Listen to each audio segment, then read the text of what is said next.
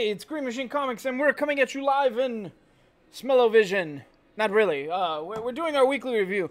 So, I need to preface this by saying it was a little light of a week on comics, but quite a good week as far as revelations and good stuff coming out. It felt light in the amount of books. However, there's a lot of really good reading. We're going to start off with Justice League Odyssey. Now, we found out, what have we found out? We found out that there's a sector of space called the Ghost Sector.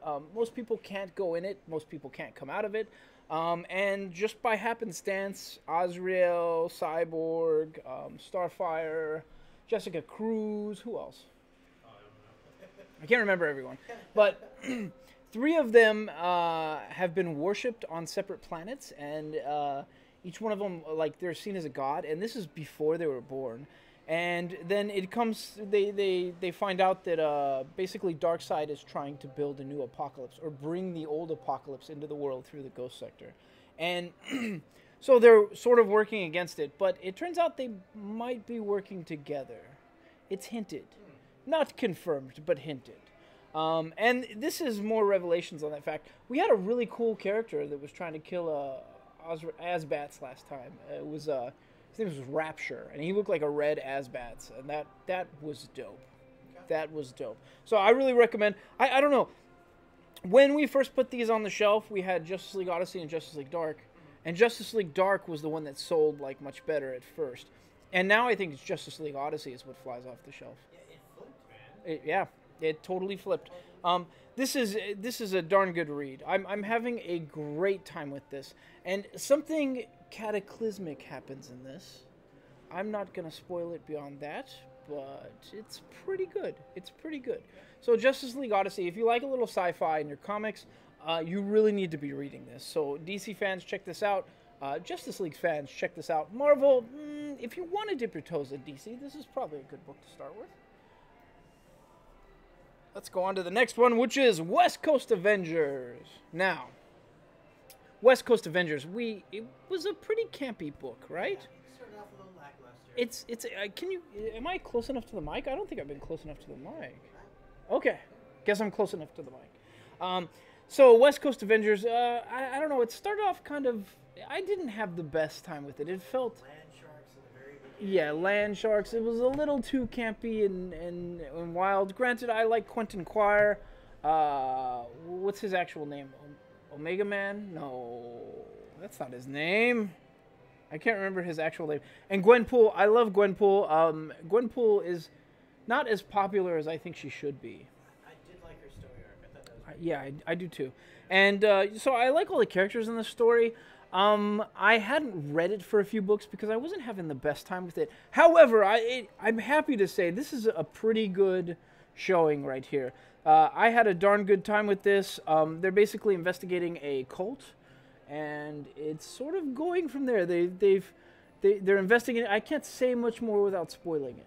Okay. But good read. If you were on the fence about West Coast Avengers a few months back when they started, you could go back and check this out and maybe have a pretty good time with it. I didn't hate it. I'm going to say that. DC fans, you could check it out. Marvel fans, it's probably not your cup of tea, honestly. This is not the DC book to start with just yet. I don't think. Yeah. Yeah. I mean, Yeah. DC versus Marvel. This is not... Yeah. Gotcha. Anyways, so Batman Detective Comics had a darn good time with this book. Good. And I want to talk about something. A small, tiny, minuscule spoiler. Beyond this, if you want to, you can go 1 minute ahead and skip this if you don't want to. But basically, we know that Batman has been attacked by these weird creations that are all like they're like mushed together versions of his basically his enemies, and they were all going after like his original like mentors in life. Thaddeus Brown was one of them, I think. Yeah. Was it the guy who helped him make the grappling hook? And all that? Yeah, Mr. Miracle. Yeah. So he was one of them. So his name's Thaddeus Brown, right? Yeah. I always get him confused with Thaddeus Ross, which is the Red Hulk. I think that's his name. Could be. Yeah. Okay. Yeah. Anyways, So yeah, Thaddeus is not a really popular name these days. Anyways, so he last issue it was revealed that it was a tiny version of Batman that Right. set him up the whole time. And why was that? And there's a reason for it. It's explained. It's a little tropey. I wasn't a fan of the tropiness. However, I still had a really good time with this book, oddly enough. It ended quite nicely. It wraps it up nicely, and it's the book before 1000, and 1000 is going to be the big book. They could go anywhere with this, because this is pretty much the wrapping up of a story arc, so I don't know what they're going to do for 1000, but I can't wait. However, the tiny little spoiler in this is that Batman reveals that he will do anything to, you know, confirm the safety of Gotham. And he discusses the violent crimes that have resulted in someone's death in Gotham this year alone, which was 180. And then Damian says the year before was 210. And then, what is it? Alfred says, you know, the year before that was like 228. So what do we know about that? It's getting longer. Like there's getting more space between the amount of deaths that happen. So he's saving more people. On top of that, even if it stays, because the number between this year and last year's was 30 more. So even if he saves 30 more people from violent crime every year, and Batman specifically states that his goal is to hit zero deaths from violent crime. But even if he saves 30 people a year, or 30 extra people a year for the next few years, it means 6 years until they hit the point zero. Which, I don't know if they put that in there to sort of show how passionate Batman is about saving people, or if they put that in there as a legitimate timeline, like to preface something. Now, we know it's not going to be Batman Beyond the mainline universe, because that's Universe 12? I think it's Universe 12, or it's Earth 12. It's not mainline. That's the It's not mainline, right? But it would be interesting to see if there was a reason for that. If in 6 years Batman is going to bring... Now, granted, if he survives Tom King's run, that he's gonna bring crime to not crime, but violent deaths to a grinding halt in 6 years. I would like for them to build upon this, because I mean it seemed a very specific point to make, and I want to know where they're going with it. I would like if DC made that a goal to explain that whole. I think It'd be pretty dope, right? So I don't know. It's just a theory, but the problem with reading Tom King's Batman run is it has made me a conspiracy theorist for like every other comic out there. And Detective Comics is not Tom King's Batman run, but it still gets me wondering. Next is Martian Manhunter, and this book is great. I'm having a good time with Martian Manhunter. I don't know why more people aren't buying it. The art is beautiful. The storyline is, well, I mean, it's Martian Manhunter's origin story, and they've added a few things, they've changed a few things, but I really, really like this book. I wish more people would read it. Basically, he's been found out by his partner who he actually is, which is not Agent John. I can't remember his human last name, but John Johns. Yeah, John Johns is his Martian name. I think it is John Johns or something, but I think he has a different agent name in this. I can't remember. But nonetheless, it's a good read. I like it. His partner's figured it out. She's sort of laying into him because she cared about her original partner, and he's sort of explaining what happened. And we know Martian Manhunter's a good guy. He didn't just go up and kill somebody and take their identity. No. But it was a good read. I think if you like good art, you should be checking out Martian Manhunter, because the art is amazing. The storyline is so-so, but whoever the artist is beautiful. Yeah, the B covers have been on point, man. Yeah, Rossmo, I guess, is the artist. Gorgeous. Next. Excuse me. Too much ramen again. As you sip some more. Next, we're going to talk about the Fantastic Four. And have you liked this run? I liked it, yeah. Yogi has liked this run. Yeah. I've liked this run. So it's pretty interesting.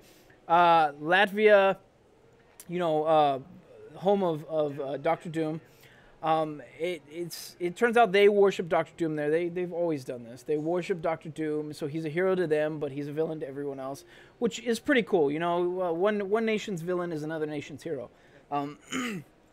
So there's that. Basically, they go there because Galactus shows up there, and there's a herald of Doctor Doom there. He has his own herald now, and he's lured Galactus in with this herald's power. And basically, he's going to solve the Galactus problem, and the Fantastic Four are going to wind up helping him. Right? That's weird. It's kind of mind-blowing right there. That's weird. Like, in the big grand scheme of things, isn't Galactus supposed to be like someone that comes and makes the playing field even with the Celestials? Well, Galactus is the devourer of worlds, but we know he was born too early, right? He wasn't supposed to be the devourer of the worlds. He's glitched. He was supposed to be something else, something great, and they've shown it before. The Golden Galactus type stuff. So that is sort of in play. So that was wild.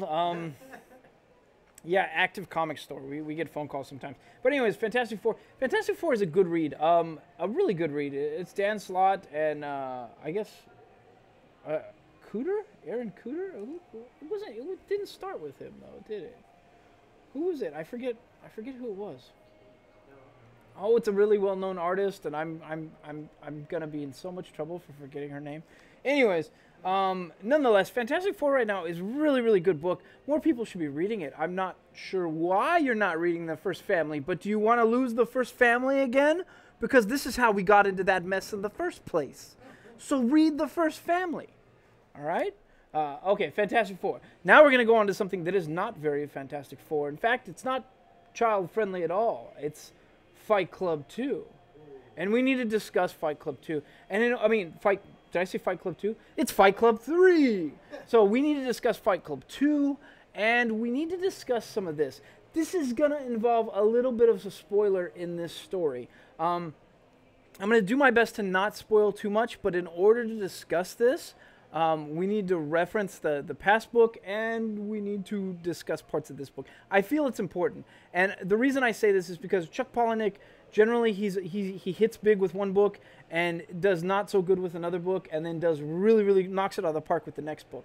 And a good example of that is Diary, which Diary I felt like I was pulling out my eyes to finish. It was a horrible book in my opinion. No offense, Chuck. I don't think you ever watch our YouTubes, but if you do, no offense. So I think the same thing is happening here. Now, Fight Club 2, I really like the premise of Fight Club 2. I like the first 7 books, and then the last 3 were complete trash. I think the ending was trash. However, the art was amazing. The art was completely off the charts, and Fight Club 3 is continuing this. So, to break down Fight Club 2, there was a little bit of explanation as to what Tyler Durden is. And so the spoiler here is Tyler Durden did not just occur with, well, it was assumed, so it was assumed his name was Jack in the first book. In the first book, it was kind of hinted in Fight Club 1 that his name might be Jack, but it was never fully explained. And then in Fight Club 2, he calls himself Sebastian. And in Fight Club 3, he calls himself Balthazar. So I have to explain that so we jump around between those points. But in Fight Club 2, so basically he takes pills to suppress Tyler. And meanwhile, his wife, Marla, starts giving him sugar pills to have an affair with Tyler, which is horrible. So Tyler has come back into play. And on top of that, he comes to find out that Tyler himself didn't just appear for him. Tyler has appeared for his father, his grandfather, his great-grandfather, and maybe further beyond that. And in the book, it is explained by a psychiatrist that sometimes we don't propagate ideas, ideas propagate us. Which means that Tyler put him and Marla together and bred them to make his son and was trying to jump to his son.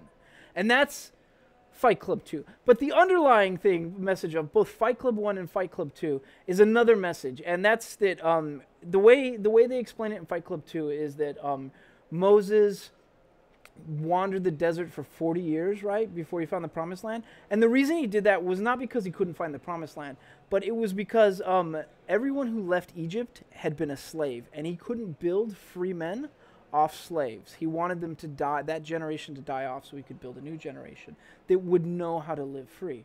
And that's the premise of the book. Now, Tyler's whole premise is he doesn't like being a slave to consumerism, a slave to laws, a slave to anything, a slave to your father's pattern. like everything. And that's been the premise of like book 1. That was the premise of book 2. He doesn't like that sort of mentality. Now in book 3, somebody is making people slaves.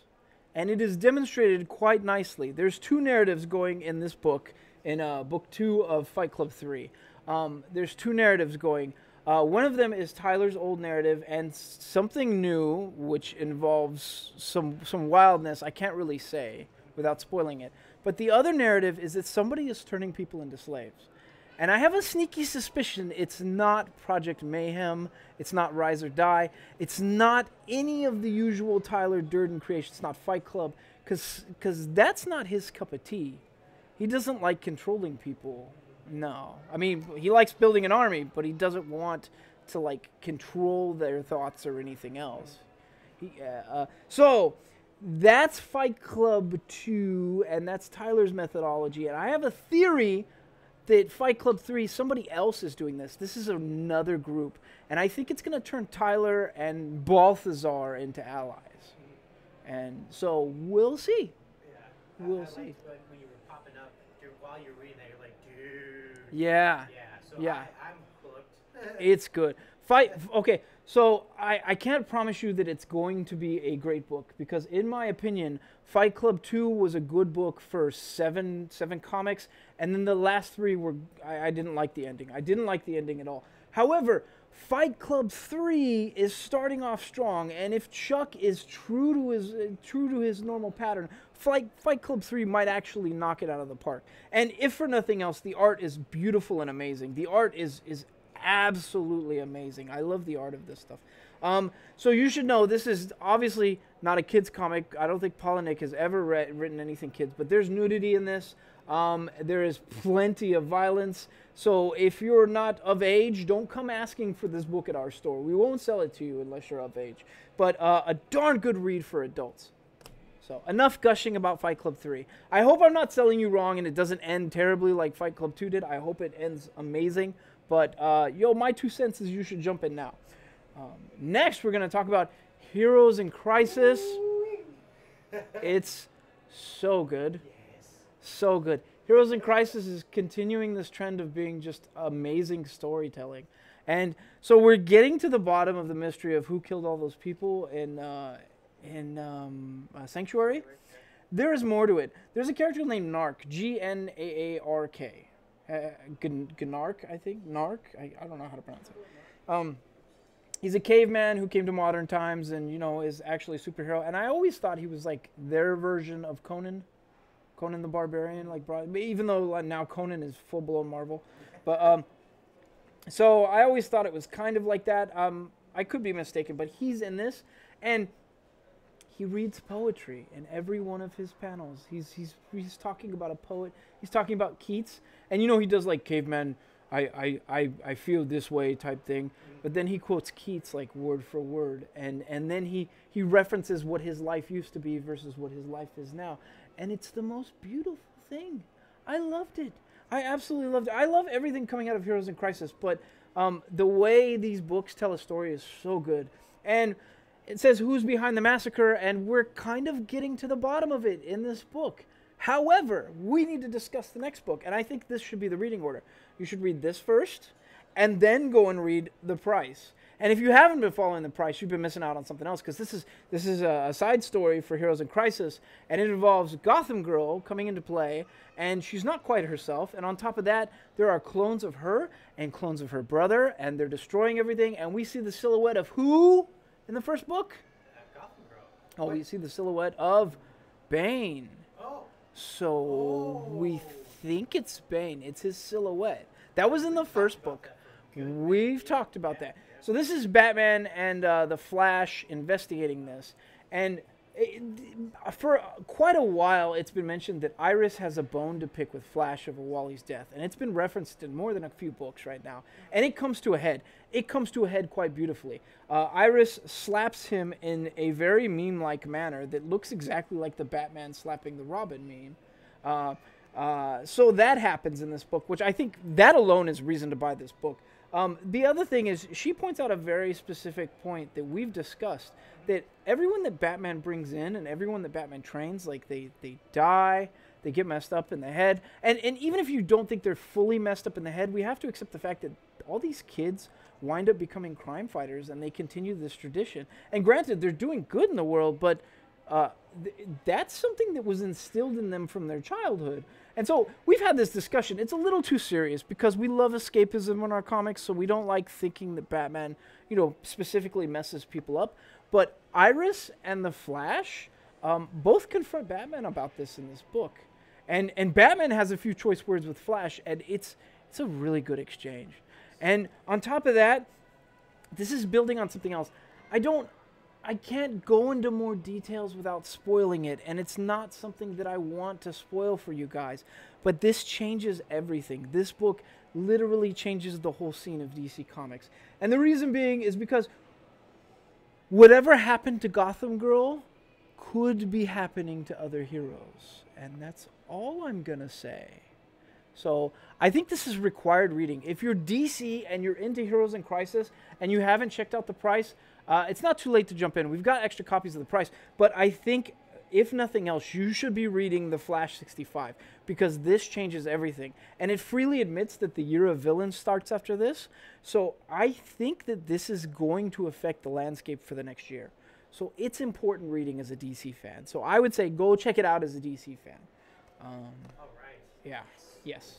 So oddly enough, the offshoot of the book for Heroes in Crisis is almost required reading because it might explain Sanctuary and it's important. So. Excellent. Next, we're going to talk about Freedom Fighters. Oh, so what do we know about this? Good old Uncle Sam. It's an alternate timeline where the Nazis won, but they don't call them Nazis for whatever reason. I guess PC culture. They call them Ratsies. Hitler is an old man. Uncle Sam didn't die. He just faded away, because that's what he says, right? It was a really, really good showing. I read the first book.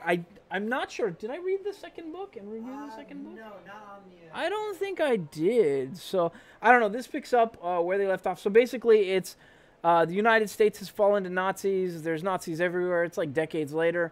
And meanwhile, the Freedom Fighters re-rise up, and they're trying to resummon Uncle Sam. And it's great. I want to see more of the Uncle Sam character. Are they summoning the spirit of Uncle Sam? Well, they're trying to bring him back. Because wherever Uncle Sam exists, the heart of America exists. And Like hot dogs. oh, fireworks. God, I love it so much. Honestly, this is what Cap books should be like right now. This is what I miss from Captain America, which we're not getting right now. And we'll go into that later when we review Captain America. But this Uncle Sam character is every bit what I loved about Cap. And so, I don't know. People are not reading Freedom Fighters right now, and I'm not entirely sure why. But you need to read this. This is good. If you like sort of stereotypical, like, the Nazis are evil, the good guys are good type stories, you'd have a good time with this. If you like old school Captain America, you would love this, I think. Because it just feels like old school Cap to me. I mean, there's even a guy named Condor that is, like, flying around. That is, who does he remind you of? Sam Wilson? Yeah, a little bit. So I love this book. Go check this out. Freedom Fighters. And that's not a new Age of Heroes, which is sad. We have to discuss that later. Okay, next is Buffy the Vampire Slayer. Buffy is great. It's like reading more. It's like watching a Buffy episode. It's great. We have Anya. Anya is already running the magic shop. That's in play. Xander and Willow are, just being Xander and Willow. The way she met him is a little bit different. Giles is Giles. Let's see, Cordy and Spike make an appearance in this book. So it's all happening. It's just not happening the way it used to. And they reference the 90s in this book and poke fun that Buffy's mom is old for using a 90s reference. And yet the show ran in the 90s, right? So, okay, this is clearly... Wow! We are clearly Grand Central Station today because we keep getting all these weird calls. Anyway, so back to Buffy. Buffy, it's basically a retelling of Buffy. They've changed some things. They've sped some things up. They've changed sort of how relationships happen.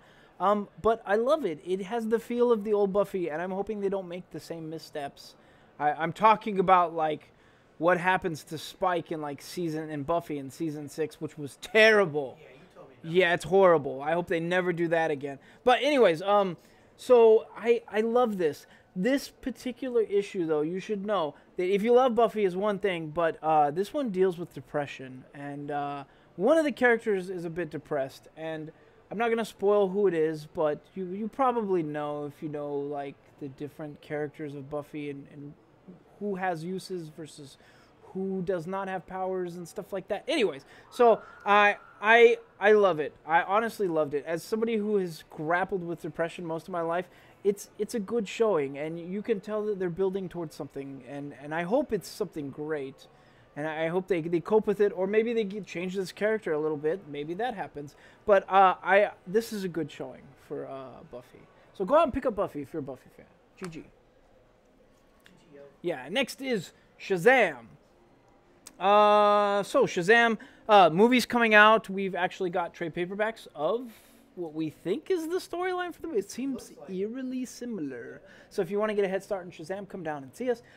However, this is following Shazam and his family, who are all superheroes, essentially. Not essentially, actually, they're all superheroes. And they're hanging out at the Rock of Eternity, and they found these different tunnels. And each one of these tunnels leads to different lands. There's like the wild lands, there's the fun lands, there's the, I think, game lands. And then there's one that's closed off called the Monster Lands. And so they're exploring all these lands. They get separated, and I don't know. It's a good recipe right now. Shazam is really fun, and we've noticed this. Like, we've got quite a few subscribers. So if you love fun escapism in your comics, and that's your thing, you don't like the deep, intricate plot lines or the creepy stuff or whatever else, you don't like that sort of thing, you like fun escapism, Shazam is your jam. You should be jumping in here. And I mean that as a DC fan, you could jump in here. As a Marvel fan, if you like the sort of fun, childlike escapism type comics, Shazam is where it's at. And you should jump in now before the movie. That way you've got some stuff to show off when the movie comes out, right? Right, that's always fun, right? Okay, next we're going to talk about Superman Action Comics. And Action Comics are weird these days. Yeah, they're weird these days. And I know Bendis is building towards something because Bendis is kind of wild. However, there are... How do I explain this? There are sort of lizard people conspiracy type stuff going on. And a building full of lizard people conspiracy type stuff was blown up by giant behemoth dudes who give off blue jellyfish energy light that explode. Right? Yeah. And it sounds weird, right?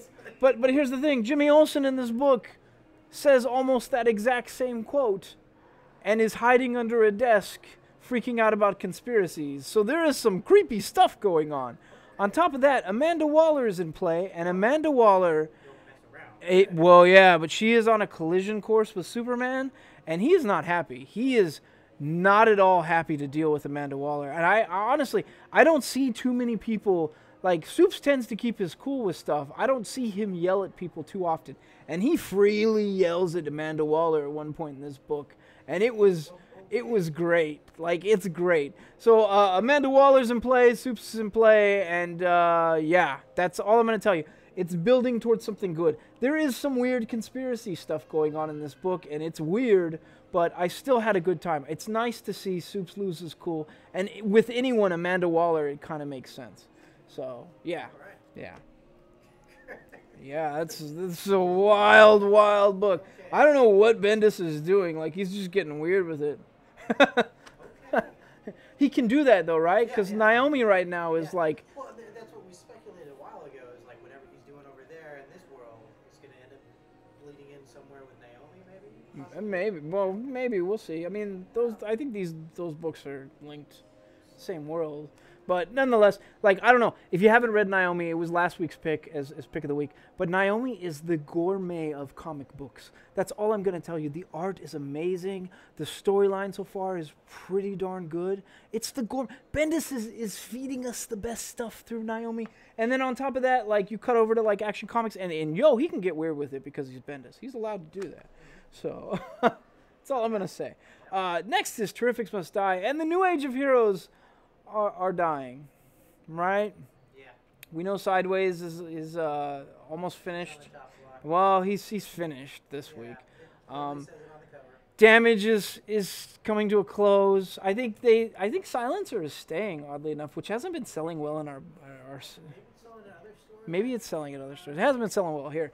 And then the Terrifics, and I'm not sure if it was explained that the Terrifics were being canceled, but it sort of seems like it's coming to an end. So I don't know. This is speculation. I haven't checked the news to see if the Terrifics are canceled. I certainly hope they aren't, because I've had a pretty good time with the Terrifics.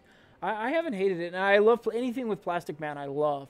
So yeah, this is Terrifics Must Die. And look, I could tell you that the plot is pretty good, the story's pretty good, the art is pretty good. But the best part about it is at one point it's got members of the Terrifics leaping from multiverse world to multiverse world. And they go through World 12, and you see Terry McGinnis swooping by. And it's so good. So if you buy this, you should buy this because you like the storyline. You should buy this because you want to support new books and you want to keep getting new books. You should buy this because New Age of Heroes feels like they're dying and they need the support. But if there's any other reason you would buy this issue, it's for the multiverse scene in this book, because that was pretty entertaining. I had a good time with it.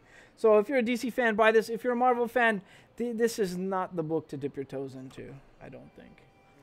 Next, we're going to talk about the Avant-Gardes. Okay, the Avant-Gardes. This is a slice of life book about a group of girls that are putting together a basketball team. And yeah, they're putting together a basketball team. They want to compete, and they've got like a checklist, and they're just trying to get this member to join in this book, and that's all this book is about.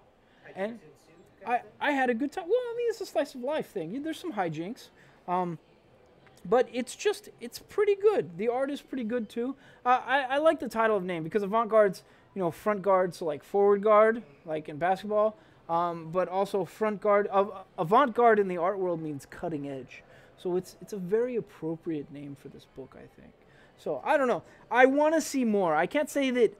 I don't think you'll like this if you're into superhero stories or any other kind of like sci-fi stories, anything other than slice of life. This is wholly slice of life story.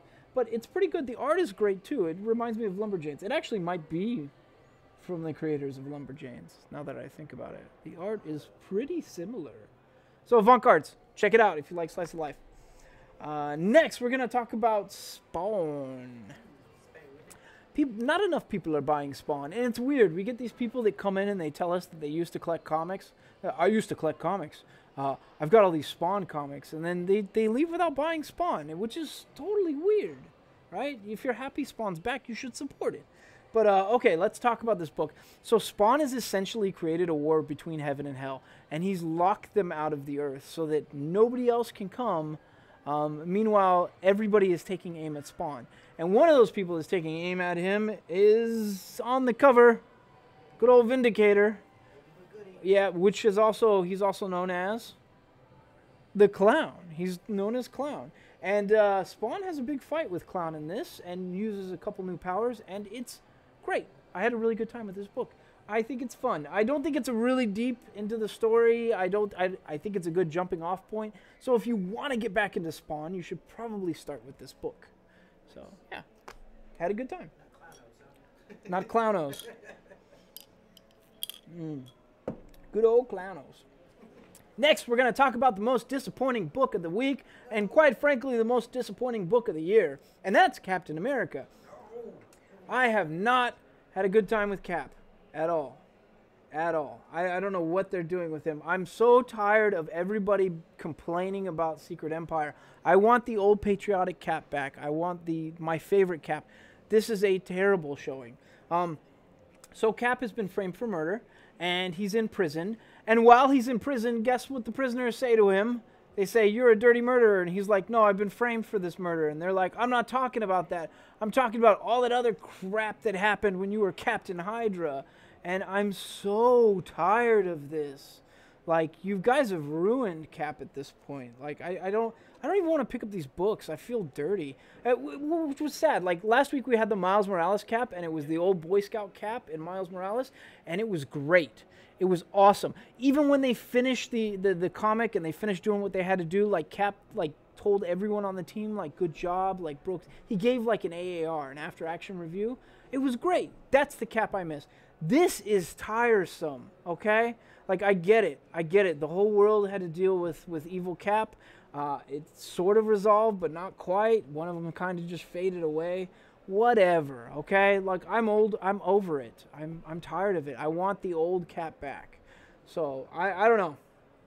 I don't know. If you're a Cap fan, look, okay, I feel for you if you're a Cap fan. I'm a Green Lantern Corps fan, and during New 52, I was bored silly, and then they started destroying the house that Jeff Johns built, which to me is like the holiest of holies. So, like, I feel for you right now, because, oh my God, another phone call. So we keep getting phone calls today, but that last one was a really good one. We're happy about those. It was somebody they wanted to add to their sub list, and we don't mind that at all. Like, that's awesome. However, let's get back to Cap. So Cap, I'm really not having a good time with it. It doesn't feel like Cap. In fact, if you want a good book that sort of feels like old school Cap, go check out Freedom Fighters on DC. But this hurts as a fan. So what I was talking about was when they were destroying sort of what Jeff Johns had built in New 52. Like, I felt broken as a fan, and I'm not a giant Cap fan. I mean, I'm a Cap fan, but I'm not like the giantest Cap fan. Like, we've got a subscriber who's a huge Cap fan, and I feel for the guy. Like, these books are hurting us. So I cannot recommend this book. I hate to say it. Like, I really, really can't. I would say maybe wait a few more books, see if they turn around, see if they stop doing this whole, like, rip into Cap thing over and over again. And I get it. Maybe they're going to tear him down to the point of breaking, and they're going to rebuild him completely, and it's that rise up that's going to feel great. But It's 6 months of it. it's been so painful. So I don't know, man. I can't recommend Cap this week. I did not have the best time with it. Now we're going to talk about something that I'm happy and sad at the same time. I don't want to see Sideways go. I've had a really good time with Sideways. I know we got people who are fans of Sideways, but this is wrapping up the series.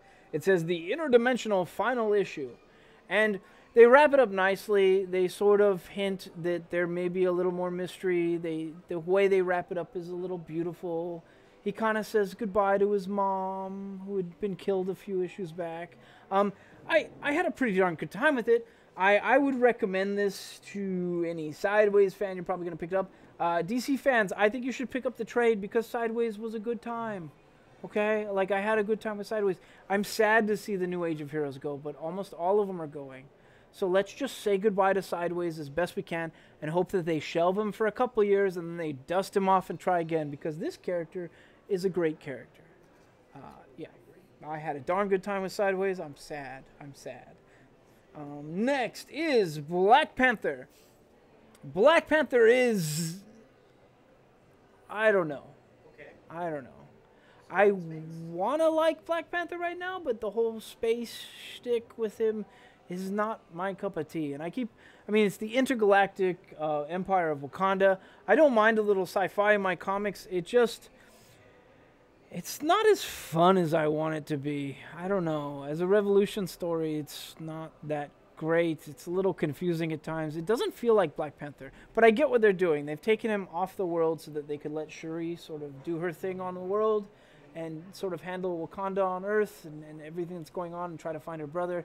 They've added that little tension there, and I like that, which Shuri is thriving right now. That book is outstanding. However, Black Panther itself, I didn't have the best time with this book, and it pains me to say that, because this is another book where I would like to see Black Panther doing what Black Panther does, right? Yeah. But he's had all sorts of issues. He's had, his memory wiped. He's had to deal with, I think it's M'Baku's rebellion, so he's had to, like, follow the lead of M'Baku at times. And N'Jadaku's in play over there too. Yeah, and N'Jadaku, who is Killmonger, is in play over there. It's not something I hate. It's just not something I expect from Black Panther. I would like to get back to the Earthbound Black Panther that I know and love. So I don't know. It's not as bad as Cap, which is that's painful to say. Like, this is still a pretty good showing. If you like sci-fi in your comics, you're gonna love this Black Panther run that's been going on. If it's kind of iffy for you, you don't feel like you like it, then don't even bother. But I had a pretty good time with it. So throwback cover there to Jaws, huh? Oh yeah, it sure is, isn't it? That is definitely a Jaws cover. I didn't hate it. I'm just not having the best time with it. Got bored. Yeah, kind of. Next, we're going to talk about Superior Spider-Man, and oh my god, I love Superior Spider-Man. I love it. I love it. What's been going on, so Earth's been invaded by, what's his name? Terra something? Terrax is his name. That's his name. I remember now. So he's a former champion of Galactus. So a former Herald of Galactus is what I mean to say. So he's got some of the power of Cosmic. Some of that power at the end of the last issue transferred over to Superior Spider-Man. So we have Cosmic Superior Spider-Man in play. And I don't know that someone with his ego should ever be given the power of Cosmic. But he wields it well. I gotta say, he wields it pretty well in this. And his ex-girlfriend is just as conniving as he is, which is something I like. And that's demonstrated in this book. So I had a good time with it. On top of that, that team he built, that like the last time when everything was getting hot, they were like, nope, peace out. Yeah. Like, they're still doing that in this. Like, they're still like, hey, we should help him. And they're like, whoa, this fight is way above our grade level. like it's so good. Like, I love seeing that stuff. Having the best time with Superior Spider-Man. I love this book. If you're a Marvel fan, jump in. If you're a DC fan and you want to dip your toes in Marvel, jump in. I'm having the best time with Superior Spider-Man. I love it. Next is Dr. Aphra, and I haven't reviewed a lot of Star Wars comics because I haven't been having the best time with them. And I like saying this, man. Like, Dr. Aphra is one of the best showings. Nice. I had a great time with this book. I didn't know anything about this character, but I kind of love her by the end of this book. She's got she's got a droid with her that's sort of broadcasting everything that's going on, and the droid's name is 3 zeros. Okay. I guess he's 00, 000. 000 is his name. And yeah, so I like it. He's like a dark version of C-3PO. That kind of robot, named 000. What are those kind of robots called? Like translator droids? Protocol droids. That's it. Protocol droids. That's what it is. So, had a really good time with this book. I think if you want to jump in on some Star Wars stuff, you should probably start with Dr. Aphra, which is weird to say because she's not a Jedi, she's not a scoundrel, and yet having a great time with this character. I don't know. I'm going to read more Dr. Aphra, I think. This is a great showing, so check that out if you're a Star Wars fan.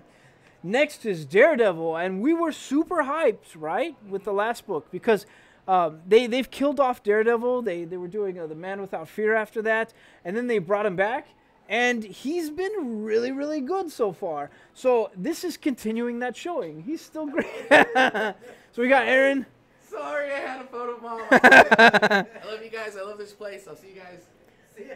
So that's Aaron of the Bay Area's Funko Collective. Yeah. There you go. Find him on Facebook and join them if you want. If you want discounts in our store, go join the Bay Area Funko Collective on Facebook. They are a great Funko group that is all about like collecting pops and trying to find good deals and trying to help out their members. So go check them out. Anyways, so Daredevil, back to this. So he's been framed for murder. And he thinks maybe Wilson Fisk is involved in that. He's not sure who is involved in that. So he's sort of investigating that, and that's where this takes place. And I've had the best time with this. And the art itself reminds me of, like, the current run in Punisher. And I don't know. We were complaining about Daredevil comics, I think, before when they killed him, but sort of didn't kill him. Just did The Man Without Fear after that, I guess is how it went out. But this is a great showing. Like, they've brought him back, and he is at his, like, now glory. He's reached his former glory, I guess. Daredevil is great right now. So if you're not reading Daredevil, you need to ask yourself why if you're a Marvel fan. If you're a DC fan and you want to dip your toes in something good that's Marvel, Daredevil is where you should be. Daredevil is great right now, and the art is amazing. So, okay. Good? Good. Going on to the next book, which is Batman Beyond. So Batman Beyond has had a weird run. He's got a Robin with him, which looks dope. I can't remember his name. I think it's Matthew. I'm not sure on his last name, which is weird. Like, me not knowing the name of Robin is pretty odd. So he's had that. The Joker has resurfaced. The Joker is planning on killing Robin in this book. If you couldn't tell just from the cover, the Joker is planning on killing Robin. He's wielding a crowbar and everything. Like, it's pretty bad. I got a death in the family, like PTSD. Like, I was freaking out about it. I was legitimately freaking out about it. So I don't know. Had a great time with Batman Beyond right now. Having the best time with Batman Beyond right now. This is a good Batman book. And granted, if you know Batman Beyond, you know why you like him. So jump in. If you haven't dipped your toes in Batman Beyond and you like a little bit of cyberpunk, I don't know, what is it called? Like utopia, dystopia, the future? It's kind of both. It's utopia, dystopia, I guess. I don't know what utopia. Topia. So if you like a future-topia, you should be checking out Batman Beyond. I mean, it's great. It's a good showing. If you like the animated series, jump in. If you don't know the animated series, this is a good jumping off point, so jump in here. Yeah, next we're going to talk about The Extremist. Another Age of X-Men. Extremist. I got to tell you, okay? I haven't been a huge mutant fan, and yet the Uncanny have come out, and I had a really good time with Uncanny X-Men. All of these Age of X-Men stuff has come out, and I've had a really good time with the Age of X-Men stuff. I hate that they do this stupid X thing for all these books. Extremist. What are the Exiles? Like, oh, God. I get it. It's their brand. It's their shtick. I don't like it. And as somebody who is a Bat fan, who loves everything Bat, Batcave, Batmobile. Yeah, check the battery. What's a Terry? Terry McGinnis. Okay. Maybe I'm not one that should judge. However, I don't know. I didn't like that. I did like this book, though. The book is great. I'm having such a good time with this Age of X-Men stuff, and it doesn't slow down. Right. It didn't slow down at all. I had a good time. So we find out in this book that, well, we found out a couple books back, but so it's like Mutant Utopia. It's put together by X-Man, and one of the rules of the Utopia is no breeding, because everyone is birthed in pods. So the old ways are found to be disgusting, and whenever they find out somebody's had a love affair, they get grossed out. And somebody in this event has gotten pregnant. Ooh, so that might complicate things. Okay. So I'd like to know where this dystopia, utopia is going. There are, excuse me for the hiccups, there are no answers in this book, unfortunately, to the mystery. So if you're looking for answers for the mystery and you've been following the other Age of X-Men, it's only going to get weirder. However, this is still a strong showing. I'm having a good time with this stuff. And they're going to keep going with these, so hooray. Okay. Yeah. Oh my God, was that our last book? That was our last book. Save the date. Free comic book day. What's going on there? We got Free Comic Book Day coming up in May, right? May 4th. May the 4th be... Oh my God, it's Free Comic Book Day and Star Wars Day. Hooray. For those of you that don't know, it's the day before my baby's supposed to come. Oh, maybe your baby will come on May the 4th. Revenge of the 5th, yo. You'll have a Star Wars baby. Okay, should we do our drawing or what? We should. Revenge of the 5th. That's right. You favor the dark side like me. All right, just gonna jump in front of it. Just go jump in front of it. So, when I was talking about the Dr. Aphra book, I didn't say there are bounty hunters in that book, and there are entertaining bounty hunters in that book. I have the thing for bounty hunters in the Star Wars universe, so I was happy to see that. So again, Dr. Aphra is pretty dope. Oh, pick of the week. Oh, yeah, what's your call, man? Heroes in Crisis? I don't know, because it's weird. If I say pick of the week is Heroes in Crisis, I have to pick the Flash after that, because they sort of go together. It's all part of And one story. you need to read Heroes in Crisis first, because what happens in the Flash might explain Heroes in Crisis. So I'm pretty tense about that. Pretty tense. I don't know if that's my pick of the week, man. It might be.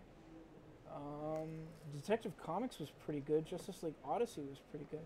Yeah, okay. I think my pick of the week is going to be Heroes in Crisis. Are you waiting for me to draw? Yeah. Oh, my bad, my bad. Yeah, I mean, Heroes in Crisis, yeah. Shocker, right? It's almost always 147. It's almost always our pick of the week. Right. Jesse. Jesse, He knows I have a hard time with yeah, puzzles. way. My Aliens fan. Yay, Jesse! You won a poster. So if you got to the end of this video, come see us and get a free poster. 39. 39 is going to be Cam Moore. Hey, Cam! Cam won! Cam, you want a poster? Come see us. 153. Is this the last one? 153, yeah, because we're running out of posters now. Mel. Mel Kane. Mel Kane. If you reach the end of this video, come see us. We got a poster for you. Everyone else, we will see you next week. Same bat time, same bat channel. Yeah. And if you come in before the next drawing, we're gonna put your name back in the draw there. Yes. If you grab your stuff. If you grab your stuff, you gotta grab your stuff. All right. Same bat time, same bat channel. Yeah. All right. Yeah. Do the do.